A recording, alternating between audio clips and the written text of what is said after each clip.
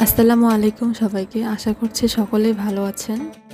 তো আমি আজকে সম্পূর্ণ একটা নতুন রেসিপি নিয়ে আপনাদের মাঝে হাজির হয়েছি। তো আশা করছি সকলের কাছেই আমার রেসিপিটি ভালো লাগবে।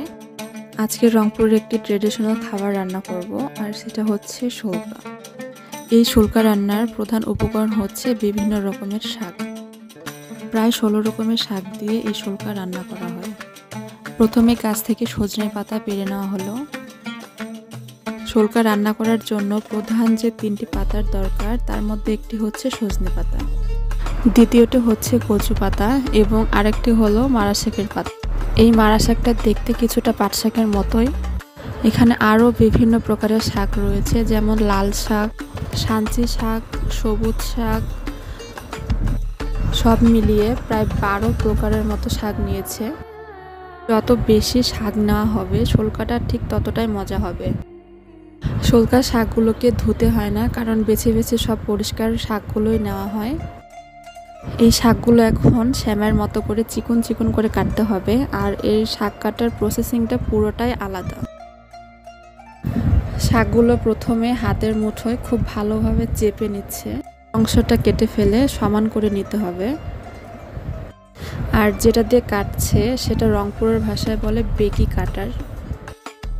শুল্কার এই মুঠিটা যতটা শক্ত করে ধরা যায়, কাটা ততটাই সুন্দর হবে এবং শুল্কার এই পাতাগুলোও অনেকটাই চিকন হবে।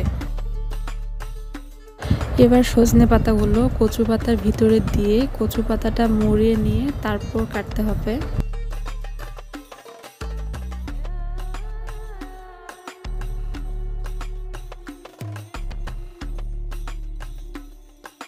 শুল্কা অনেকে বটিতেও কাটে, কিন্তু এভাবে কাটাটা হচ্ছে আদি নিয়ম, যেটা আসলে নানি দাদিদের সময় থেকেই চলে আসছে।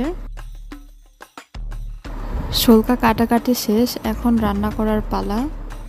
শুল্কা রান্না করতে কোনো প্রকার তেল মশলা কিছুই লাগে না।